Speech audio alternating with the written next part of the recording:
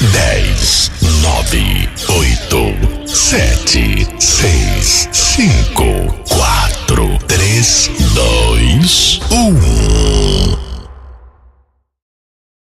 1. Boa noite, queridos ouvintes. Hoje temos o prazer e a honra de entrevistar um dos fundadores da AVEFAB, o veterano Aureliano. Boa noite, Aureliano. Tudo bem?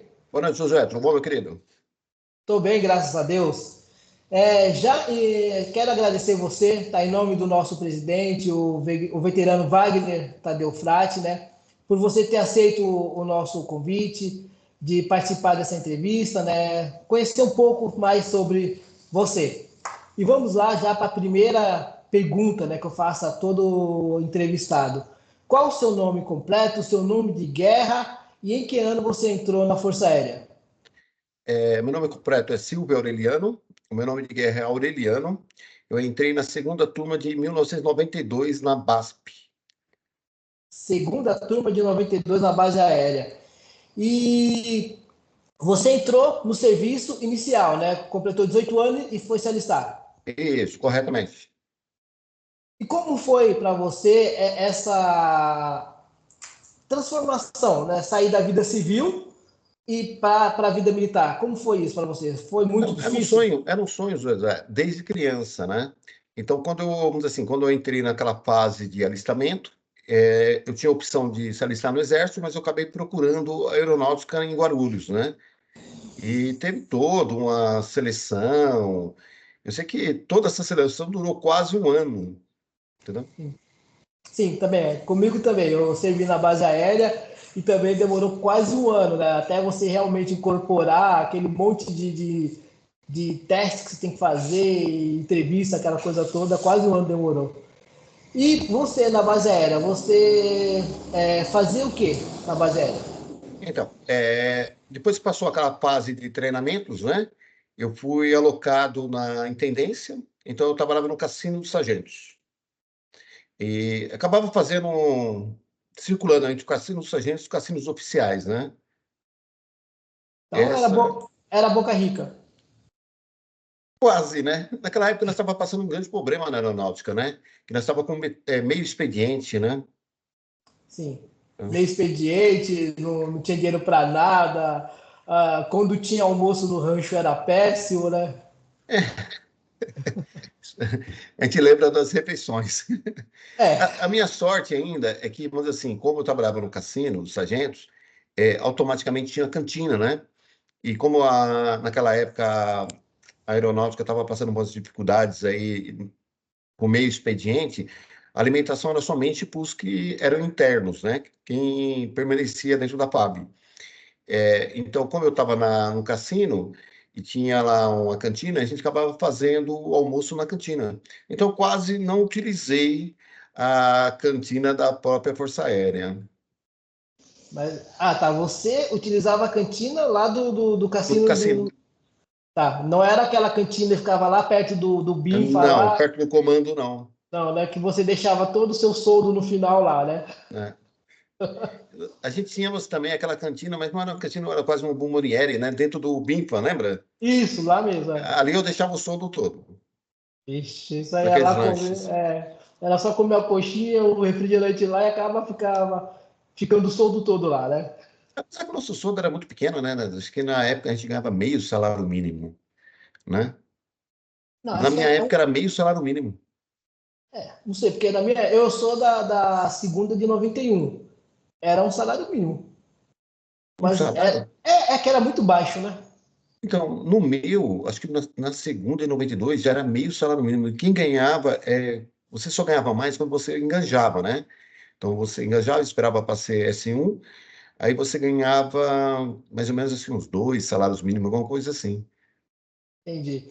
Quantos soldados teve a segunda de 92? Deixa eu ver. Eu sei que a primeira turma teve 506 pessoas, 506 ou 306. A minha 400 turma teve umas 90 pessoas, mais ou menos. Então, não, a primeira de 92 teve 404. 404, né? Isso Então, acho que na exatamente. segunda, acho que foi uns 80, alguma coisa assim, eu não me lembro muito bem. Isso aí faz o quê? Uns 30 e poucos anos. Alguns anos, né? E você lembra de alguma situação, algum fato que aconteceu com você enquanto você estava lá na base aérea? Alguma coisa interessante, alguma coisa boa ou ruim, sei lá, que você te vem à memória agora? Então, o que que acontece? Eu guardei bastante memória lá, né? Então, vamos dizer assim, desde a nossa limpeza que nós fazíamos no quartel na época de... vamos dizer assim, acho que era o Binfa não. Eu não lembro agora muito bem. Mas existiu vários episódios bons, ruins, né? Eu vi um colega dar um tiro no outro, bater no revólver na cama, vamos dizer assim, no paiol, as coisas que contava, de um soldado que puxava a guarda lá no paiol. Então tem bastante história, né? Então, futebol, junto com o pessoal dos sargentos, tenho muitas amizades até hoje com o pessoal, né? Mas foi excelente a passagem que eu tive. Vamos dizer assim, apesar de ter sido pouca, porque na época eu já fazia faculdade, e para mim acabou não sendo interessante, até porque a FAB pagava muito pouco, eu não conseguia nem manter a faculdade. E como eu trabalhava na empresa, eu optei em retornar, né? Mas teve boas fases, assim. E você saiu então quando? Eu saí em 93, Em julho? na metade de 93. Acho que foi É, em junho, alguma coisa assim. julho, né? Comecinho de julho, É, noventa e acho que três, foi né? junho ou julho. É. E o que foi nesse período de um ano que você ficou na Força Aérea? O que foi a Força Aérea Brasileira para você? A nível de conhecimento, disciplina, amizades, que eu tenho amizades até hoje com vários irmãos, né? Foi excelente na minha vida, tanto pessoal como profissional. Mas você falou amizades, mas como é que você conseguiu cultivar as amizades? Porque naquela época não tinha redes sociais, não tinha celular, não tinha nada. Como conseguiu cultivar as amizades? Então, alguns eu ainda mantive contatos, né?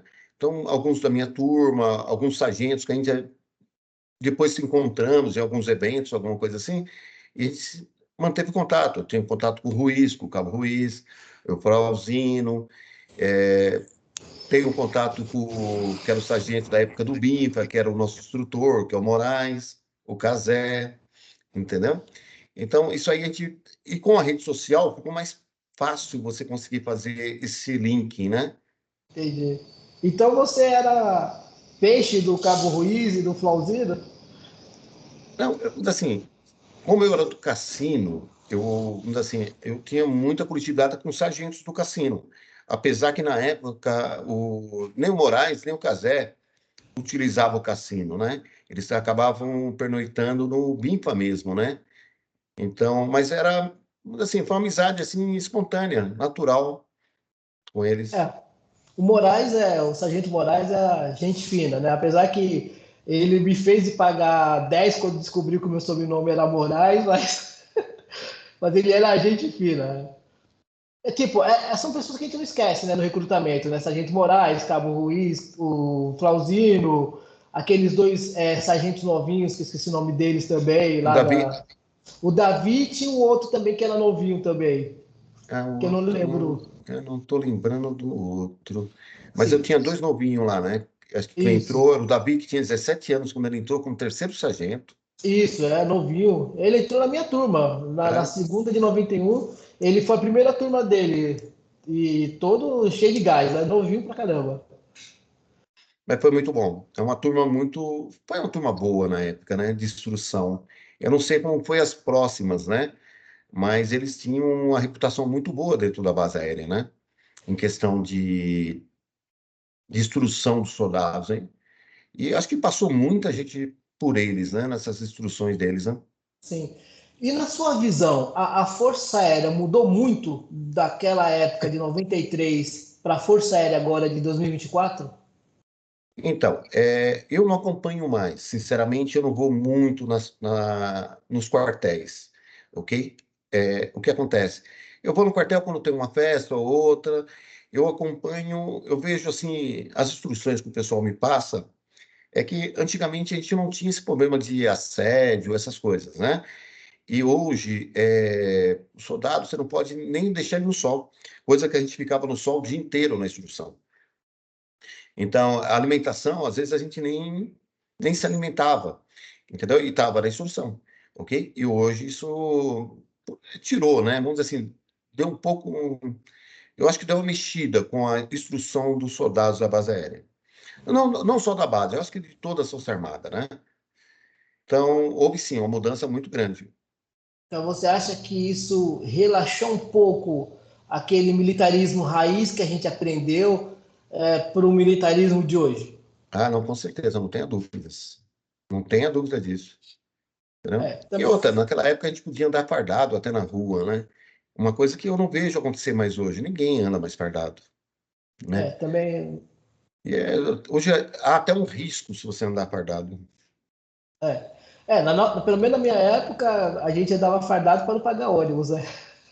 Então, e uma coisa que eu estava vendo recentemente é que a base aérea, acho que depois que eu saí, a base aérea começou a fornecer vários transporte para Isso. Foi. o efetivo, né?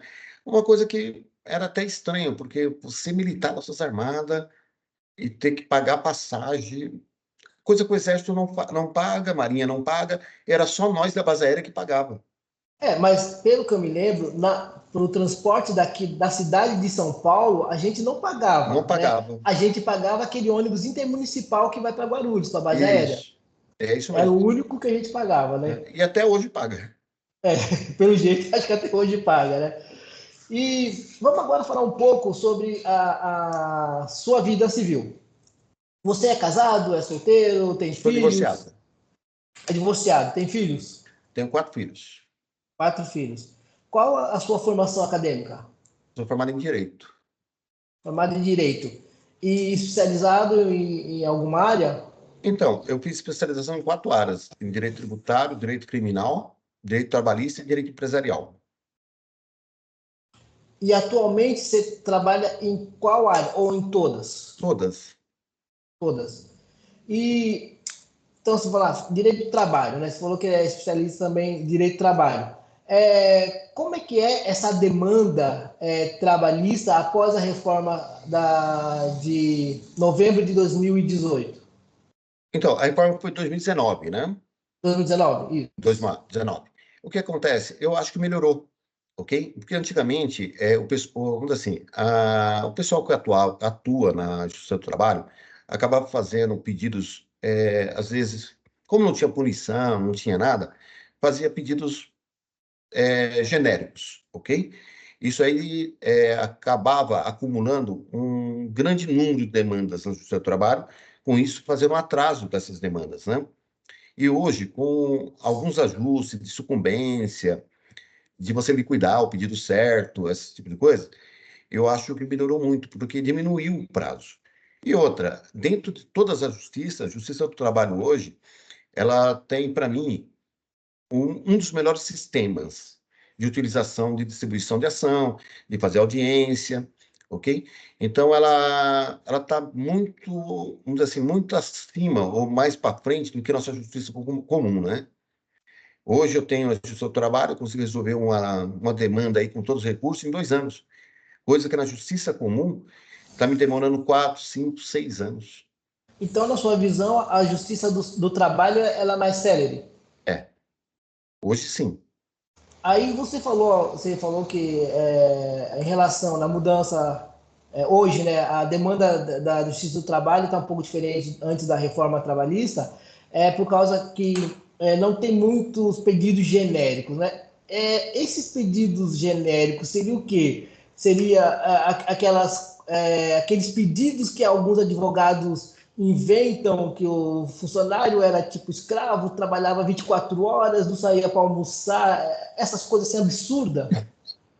Então, o que acontece no passado? No passado, vamos dizer assim, se a gente voltar um pouco mais além, eu ainda sou da época que eu tinha na Justiça do Trabalho os crassistas, ok?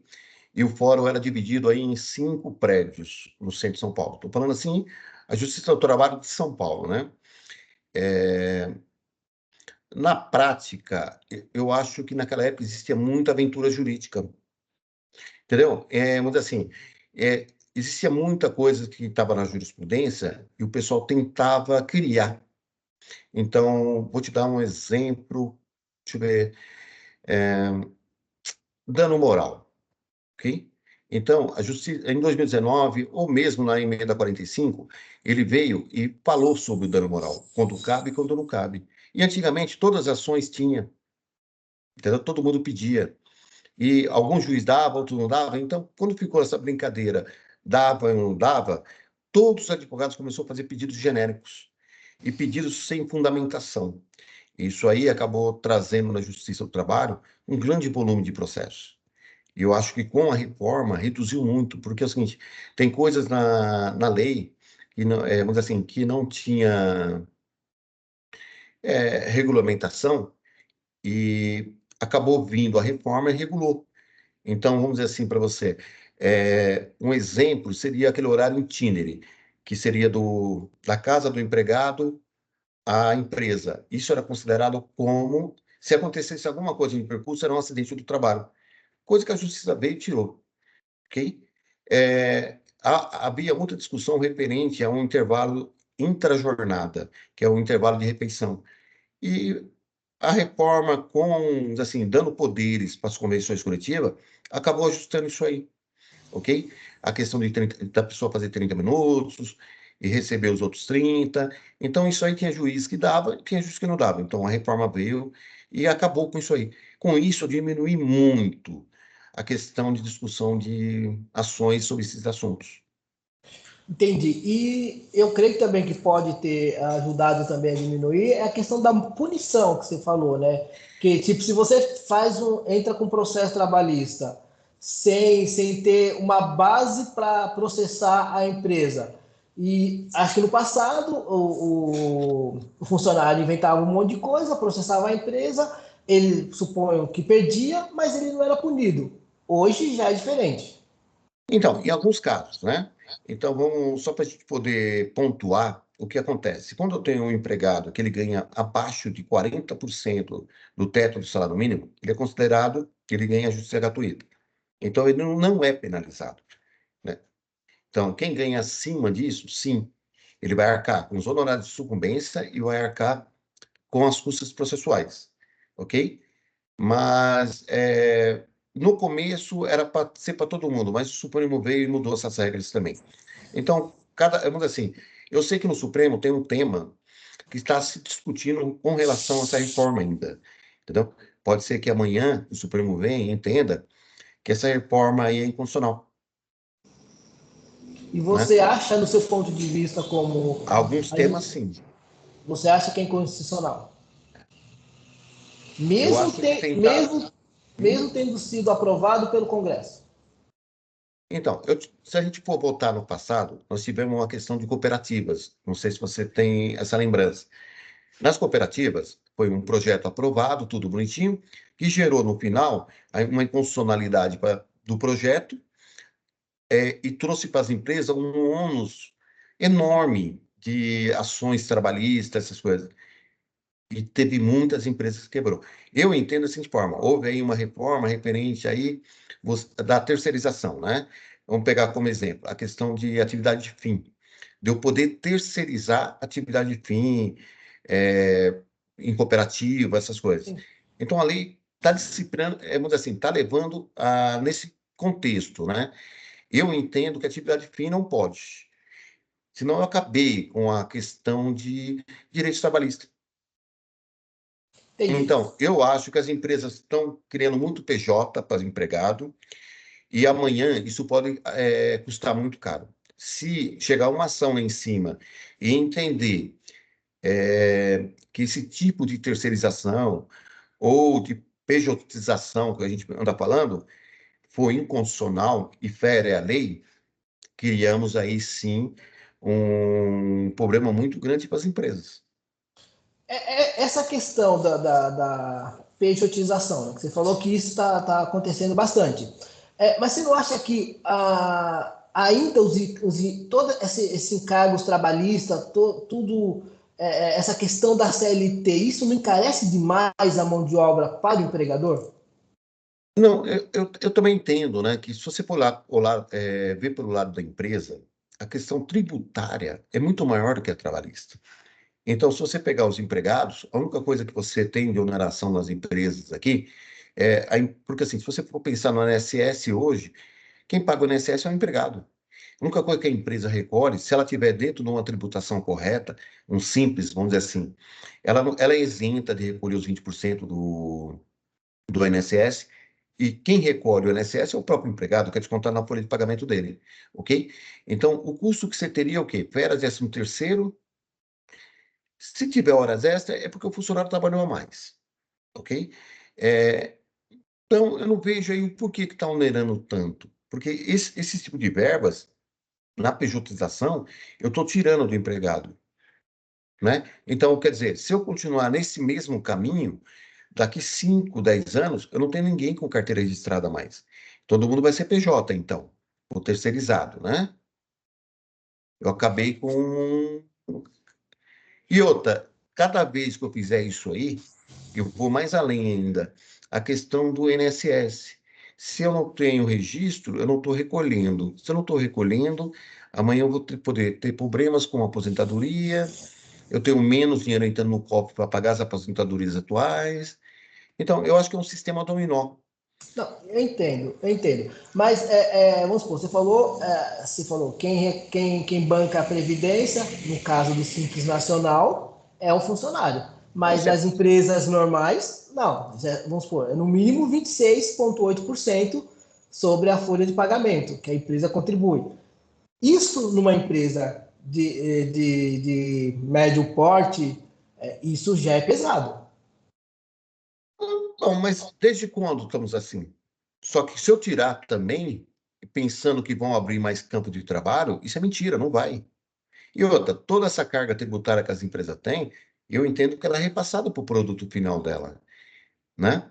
Então, tudo bem, eu vi aí casos aí de empresas, eu já participei de empresas, vamos dizer assim, que tinha essa tributação, passou por simples e continuou com a mesma mão de obra e com o mesmo preço, só aumentando o lucro dela. Sim.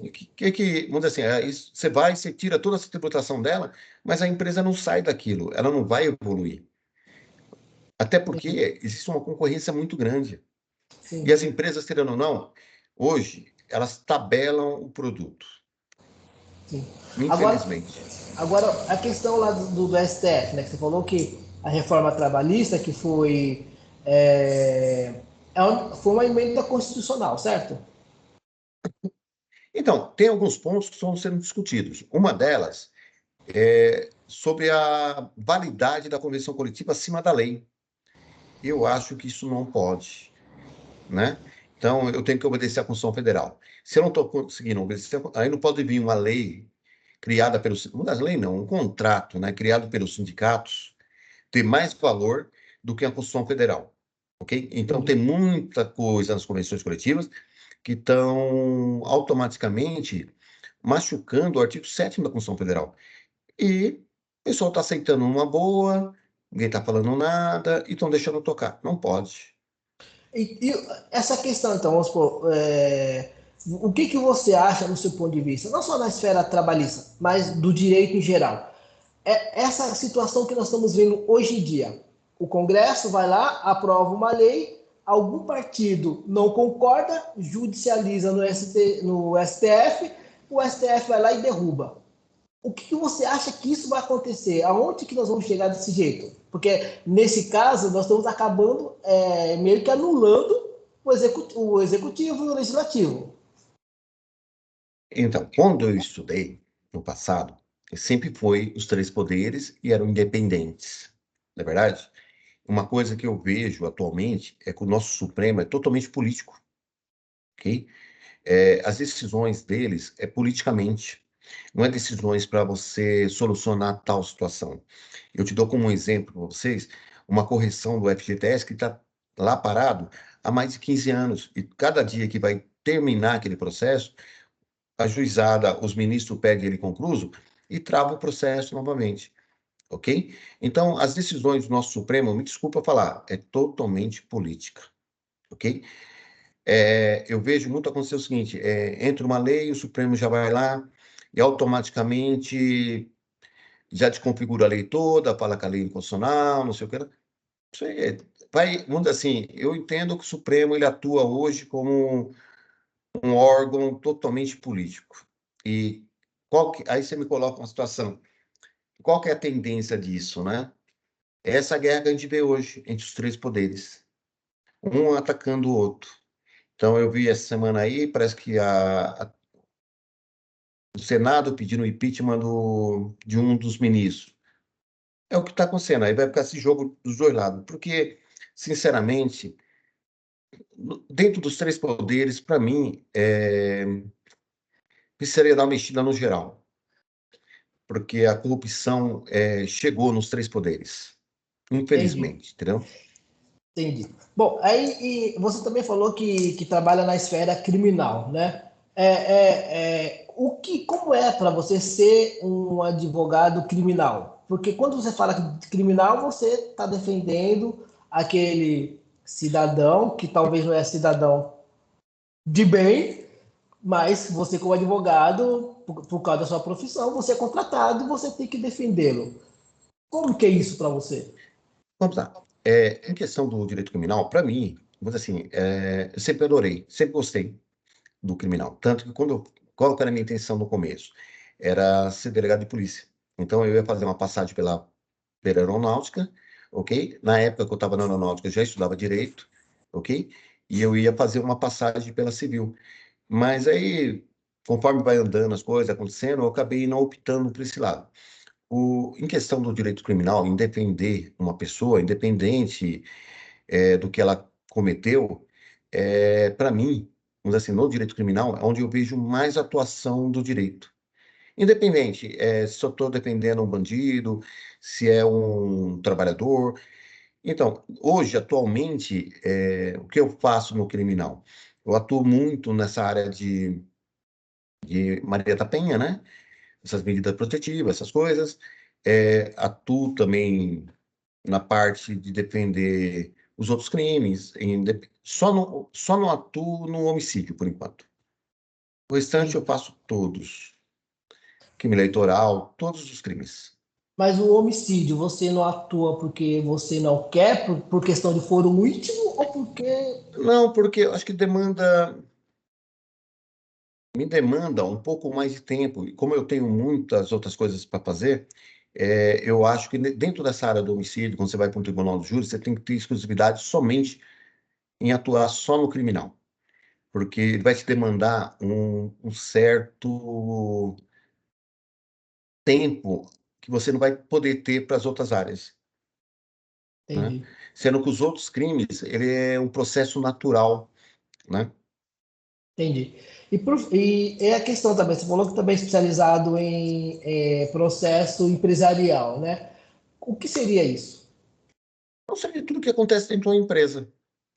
Vamos dizer assim, desde um contrato social, uma alteração do contrato social, uma criação de uma associação, igual foi criada a VPAB na época, né? E toda a parte tributária, de você poder dar uma direção para a empresa para ela poder se enquadrar dentro de um regime bom, que ela possa sobreviver. Porque não é só você abrir. Se você não tiver um bom enquadramento tributário ou de uma gestão, a empresa não anda, não passa de 2 anos. Nossa VPAB já está chegando aos 10. Isso, exatamente. Exatamente. Então quer dizer que talvez ela está tendo uma boa gestão. Não, acho que, salvo engano, nós criamos elas, assim, documentalmente, foi em 2017, Isso, isso. ok? Então, no direito empresarial seria mais isso, é mais focado as empresas, né? Entendi. Vamos lá. Aí você tocou então no assunto da AVFAB. Então você foi um dos associados fundadores, né? Lá em 2014, né? Como foi aquela reunião que o Miura chamou o pessoal para criar a associação? Então, eu não sou dessa época de 2014. Eu entrei na BFAB em 2016. Eu acabei conhecendo, assim, eu acabei participando, acho que foi de um casamento do Madeira, e nós ia fazer uma guarda de honra, e eu acabei tendo um convite para poder ingressar na VFAB. E nessa época, a VFAB ela não tinha documentação, não tinha, vamos dizer assim, não estava regulada. E na época, nosso presidente era o Miura, né? E nós fomos atrás de toda essa documentação, tentando registrar até em Guarulhos, mas não podia, porque em Guarulhos já tinha um registro da Associação da Base Aérea, e nós optamos em estar em São Paulo. E eu acabei ficando na associação por 3 anos, até 2020. E depois eu optei em me desligar dos cargos de diretoria, né? Por questões de trabalho, de fórum íntimos, né? Mas estou sempre em contato com eles, né? Então, geralmente, precisa resolver alguma coisa, eu tento direcionar, entendeu? E eu estou sempre em contato, tanto com o Frati, com o Luz, né? Mas foi uma época muito boa. Tenho intenções de voltar um dia? Sim. Eu acho que quando eu aposentar, estiver mais tranquilo, vou conseguir dedicar um pouco mais de tempo, porque na época era muito difícil dedicar tempo. Entendi, entendi. Mas quando a VFAB, então, ela foi juridicamente constituída, você participou da primeira diretoria, Participei da primeira como, diretoria. diretor jurídico. Isso. E quais eram as demandas do departamento jurídico naquela época, em 2017? Posso ser sincero? Na época, vamos dizer assim, a maior demanda minha na época foi constituir ela. Foi direcionar, fazer toda a parte contratual, toda a parte de registro. Isso aí foi o que fiz. Tentar conseguir para ela uma localização, que na época, quando eu fiz o registro, você for olhar, ela está registrada no meu endereço residencial, porque nós não tínhamos ainda nenhum ponto de referência, né? E foi direcionar a contabilidade para poder fazer a parte contábil dela. Então, acho que minha maior atuação juridicamente foi essa, porque não tinha processos, não tinha nada, né? Estava acabando de ser criada. E outra, Entendi. e às vezes a gente fazia reuniões para discutir questões de associados, né? Se podia ou não podia, cobrar ou não cobrar. Era, vamos dizer assim, eu acho que naquela época foi mais isso. Entendi. E você, então, você falou que não está mais ligado diretamente à AVFAB, né? Mas você estando de fora da AVFAB, você tem alguma expectativa para a AVFAB? Não, sim, não tenha dúvidas. Eu tive até o convite de participar dessa última diretoria também. Mas aí, como eu já tinha firmado um acordo com o nosso irmão Madeira, que o Madeira tem uma associação também, e eu já tinha dado minha palavra para ele que eu ia ser assessor jurídico dele lá na associação dele. E aí ia ficar incompatível direcionar para as duas entidades um tempo. Então eu optei nesse ano participar com Madeira e talvez nas próximas voltar a participar dentro da VFAB novamente. Talvez não como diretor jurídico, mas com qualquer outro cargo. Eu tive aí o próprio Luz, né, que ele exerceu diversos cargos aí dentro, né? Então, mas futuramente sim. Entendi.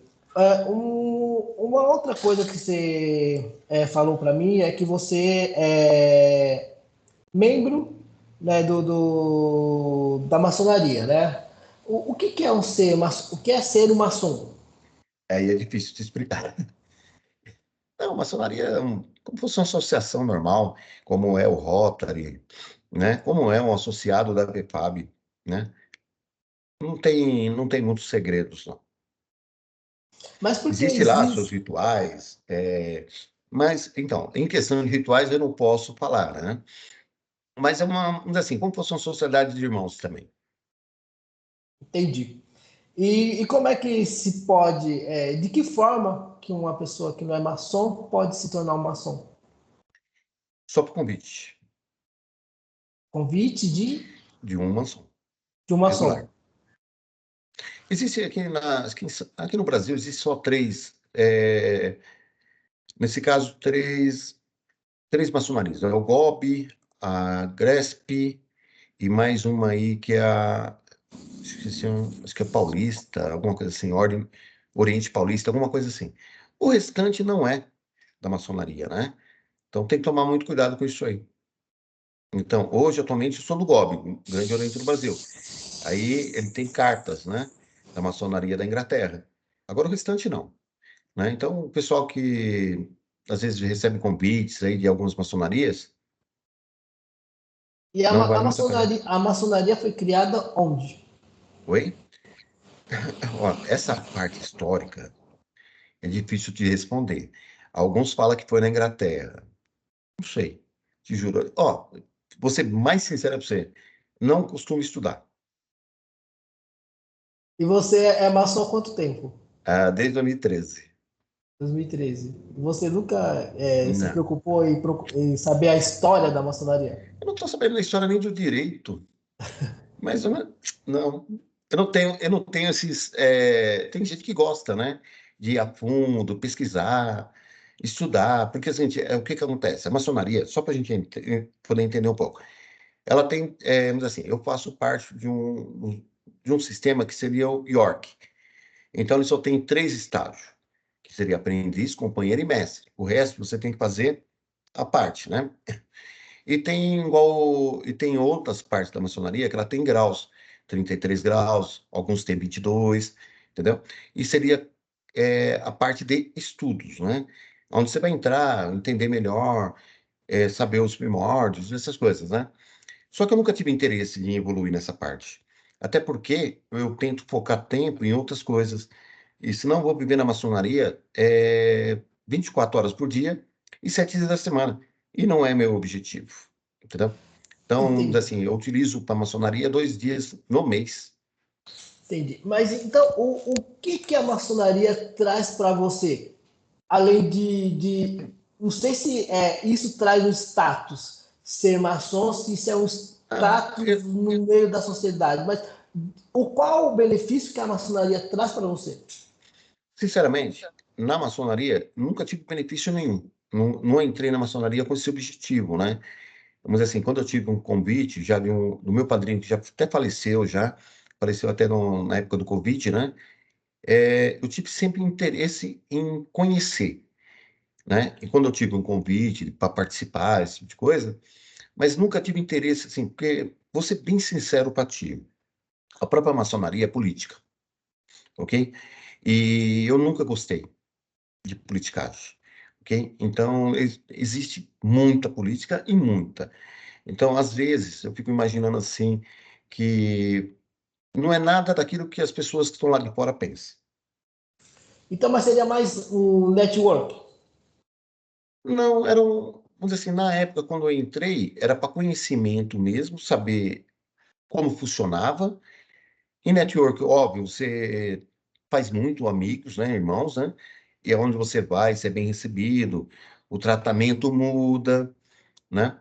Mas se eu te falar que no Rotary eu consegui me identificar muito mais com a maçonaria, isso é sem dúvidas. E aí eu tocar nesse assunto do Rotary. Você então é membro também do Rotary Clube de São Paulo.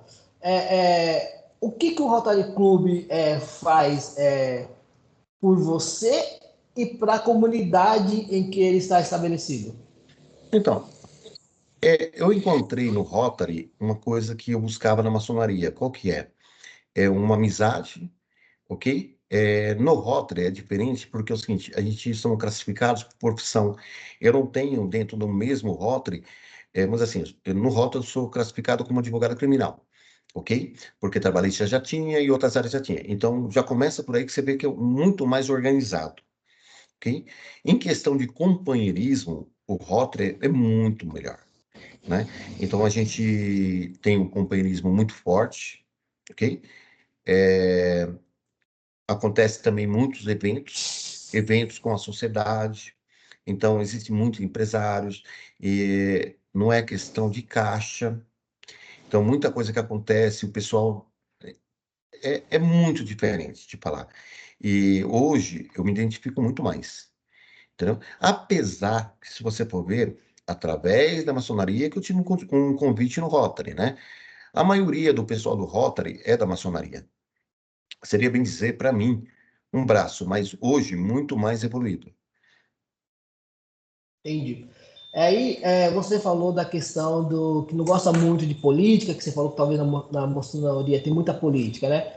Mas você exerceu vários cargos na diretoria da OAB. Isso não é política? Não. Então, esses cargos, vamos dizer assim, sempre foi em departamentos. Se você for ver, eu participava do TED. É um departamento dentro da OAB que faz toda a verificação de punição ou não de um advogado, né? Então, era cargos administrativos, não cargos políticos, né? Cargos políticos eu nunca tive, eu nunca gostei. E você não Tanto que eu não teve faço nenhuma, parte de nenhuma chapa de eleição, de nada. nem tem Eu acho que pretensão. em todo esse tempo que eu estou na ordem, eu observei que esses cargos políticos que o pessoal tanto almeja aí, só criou inimizade entre os colegas, né? Então, quando fala em política, religião e futebol, eu acho que cada um tem o seu e você tem que respeitar, né? E eu tento fugir desses assuntos. Entendi. E vamos então para a última pergunta, né? Ainda sobre a OAB. É, você falou, né, que não gosta muito dessa questão política, mas a OAB em si, ela atua muito na política, né? Principalmente em relação ao passado e hoje também. O, como você vê, no seu ponto de vista, a OAB do passado e a OAB agora do presente? Ó, vamos dizer assim, eu não faço essa comparação com a OAB, porque para mim a OAB, desde o passado até hoje, é politicamente. Nunca ajudou os advogados. Isso é sinceridade, ok? É uma instituição, eu vou te dar como exemplo, eu estava até vendo isso essa semana. Eu tenho aqui em Itaquera, uma regional, que tem hoje 4.000 advogados inscritos, ok? Há uma mensalidade de R$ 1.000. É muito dinheiro.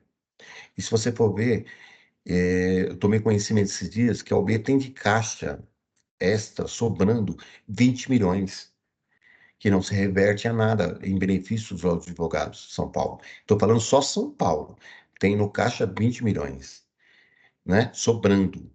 E mesmo assim continua se cobrando mensalidades altíssimas, não tem nenhum tipo de benefício, né?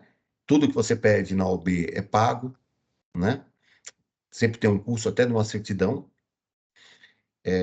Tivemos uma pandemia, eu não vi a nossa OB em ajudar ninguém, dos advogados, que muitos passaram necessidade, estão passando necessidade até hoje, né? Mas é totalmente política. Eu não vejo ela atuar, eu sou bem sincero para ti, pertenço à classe, mas é uma classe desunida, ok?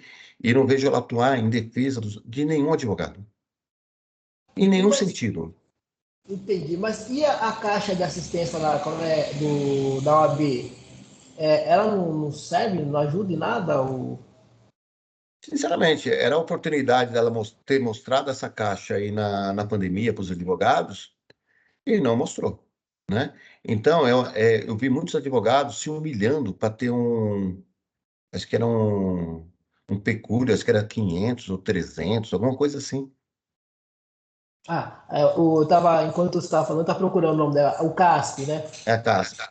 Isso. Mas, bom, você paga aquela anuidade do CASP para receber publicações? Pago. Ah, não, então, não seria do CASP, seria a ASP, né? ASP, A isso. ASP. Pago sim. Porque hoje, para mim, é um dos melhores, né? Eu tenho essa publicação da UB lá mas é muito falho. Agora, da ASP é muito bom. Eu sou vinculado à ASP desde 99. E você se formou em que ano? Oi? Que ano você se formou em Direito? Eu me formei em 2005, 2005. Eu sou da turma antiga, só que tinha parado e vim concluir o último ano em 2005. Entendi, entendi. Então você é advogado há quantos anos? Se eu contar com a carteira da ordem, eu sou advogado desde 2008, né? Ah, entendi. Bom, então é isso, né? A gente poderia conversar mais, ainda que seu currículo é bem interessante, mas já estamos chegando aos 45 minutos, já não temos mais tempo, né, para conversar, mas podemos marcar depois uma outra entrevista sobre assuntos específicos, né, da questão do direito, que isso interessa muito, né, aos nossos queridos ouvintes, ainda mais na atual situação política do país, embora você não goste dessa questão política, mas sempre tem que ter um advogado para participar dessa questão política, né? Porque isso envolve o direito, né? E sem um advogado não se cumpre, né, as leis, né? Não se faz acontecer as leis, né?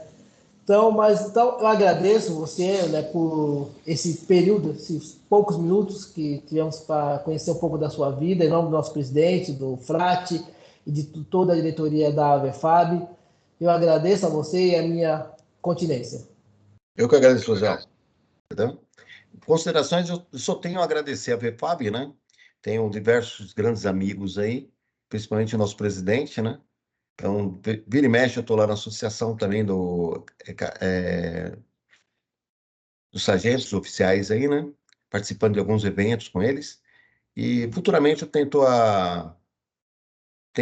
assim, quando eu me aposentar, voltar. Pelo menos eu consigo ficar o dia inteiro lá.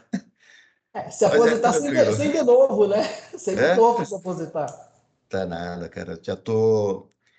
É que é o seguinte, como teve essa mudança, né? Eu vou ter que fazer um pedágio aí de mais uns 4 anos. Eu fiz 36 anos de carteira de estrada e tenho pedágio há mais de 4 anos ainda. Porque eu não tenho idade. E mesmo assim, você, então, quando completar a idade, você quer se aposentar? Quer parar de Ah, trabalhar? não, vou parar. É tranquilo. Isso é assim, acho que o que era para ter feito, já foi feito, né? Não vou enriquecer mais. Então, é parar e curtir o restinho do tempo que ainda falta, né? Porque se você for trabalhar se você pensar assim, vou ficar até 60, aí você vai ficar até 70, aí eu vou ficar até 80, você não parou, você não curtiu, talvez, sua aposentadoria, né? E aí você pode direcionar um pouco tempo aí que falta ainda para outras coisas, né? Entendi. Tá certo, é isso aí. Tem que planejar o futuro e pelo menos descansar um pouco, né? Não é só trabalhar, né? A vida não é só Não, trabalho, né? não, com certeza, não tenha dúvidas, né? É isso aí. Obrigado, Aureliano, por essa entrevista e a gente se fala em outra oportunidade. A Associação de Todos os Veteranos da Força Aérea Brasileira.